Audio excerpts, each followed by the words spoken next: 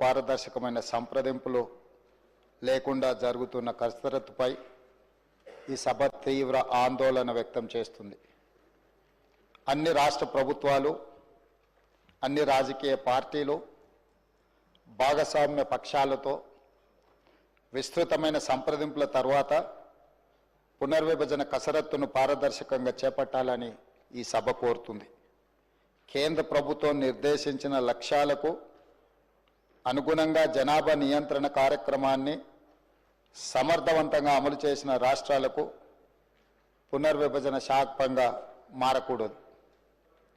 జాతీయ జనాభా స్థిరీకరణ ఉద్దేశంతో చేపట్టిన 42, 84 మరియు 87వ రాజ్యాంగ సవరణల లక్ష్యాలు ఇంకా నెరవేరలేదని చెప్పుకోవాలి. జనాభా నియంత్రణ అమలు చేయడం ద్వారా జనాభా వాటా తగ్గిన రాష్ట్రాలు నష్టపోకూడదు. అందుకే నియోజకవర్గాల పునర్విభజనకు జనాభా ఒక్కటే ప్రామాణికం కాకూడదు. పార్లమెంట్ సీట్ల సంఖ్యను యథాతథంగా కొనసాగించాలి. రాష్ట్రాన్ని యూనిట్గా తీసుకొని ఇప్పుడున్న నియోజకవర్గాల సరిహద్దుల మార్పులు చేర్పులు చేయాలి. తాజా జనాభా లెక్కలకు అనుగుణంగా ఎస్సీ ఎస్టీ సీట్లను పెంచాలి. మహిళలకు రిజర్వేషన్లు కల్పించాలి. అంతేకాకుండా ప్రాతినిధ్య ప్రజాస్వామ్యాన్ని బలోపేతం చేయడానికి తాజా జనాభా లెక్కల ప్రకారం మరియు ఆంధ్రప్రదేశ్ పునర్విభజన చట్టం 2014లో నిర్దేశించిన మేరకు ప్రస్తుతం ఉన్న 119 అసెంబ్లీ నియోజకవర్గాల్లో ప్రాతినిధ్యం వహిస్తున్న ప్రజా సంఘాలు ప్రజా హక్కుల కోసం నిరంతరం రాజ్యాంగ విలువలను కాపాడడం కోసం నిరంతరం ప్రయత్నం చేస్తున్న అన్ని శక్తులు, సంస్థలు ఒక ఆందోళనకరమైన పరిస్థితుల్లో చిక్కుకున్నాయి.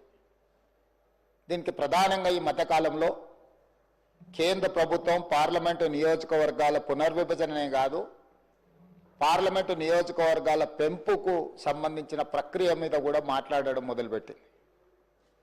ఈ పార్లమెంటు నియోజకవర్గాల పునర్విభజన కానీ నియోజకవర్గాల పెంపు కార్యక్రమం అనేది జనాభా ప్రాతిపదికన జరుగుతుంది. గతంలో 4 సార్లు నియోజకవర్గాల పునర్విభజన జరిగినప్పుడు జనాభా ప్రాతిపదికన చేపట్టిన నియోజకవర్గాల పునర్విభజన విధి విధానాలే మన రాజ్యాంగంలో మన విధానాలలో పొందుపరచడం జరిగింది.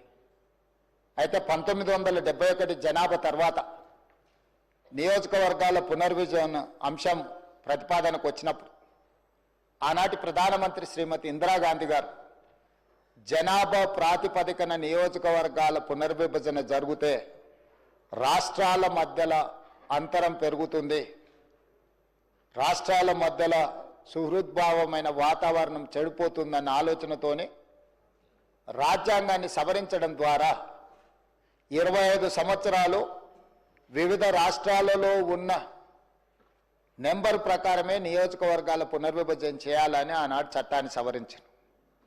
దాంట్లో భాగంగా 543 పార్లమెంటు నియోజకవర్గాలను ఇప్పుడున్న దక్షిణాది రాష్ట్రాలలో కేరళ, తమిళనాడు, పుదుచ్చేరి, తెలంగాణ, ఆంధ్రప్రదేశ్, కర్ణాటక ఈ 6 రాష్ట్రాలలో 130 పార్లమెంటు నియోజకవర్గాలు ఉన్నాయి. వాటిని రాష్ట్రాల యొక్క సరిహద్దును 2006 తర్వాత జరిగిన నియోజకవర్గాల పునర్విభజనలో ఆనాడు ఉమ్మడి రాష్ట్రంగా మనకు 42 పార్లమెంటు నియోజకవర్గాలను, ఈ ఉమ్మడి రాష్ట్రంలోనే 42 నియోజకవర్గాల సంఖ్యను కొనసాగిస్తూ ఇందులోనే జనాభా దామాషా ప్రకారము అదేవిధంగా ఎస్సీ ఎస్టీ జనాభా ప్రాతిపదికన నియోజకవర్గాల పునర్విభజన చేయడం జరిగింది. కాబట్టి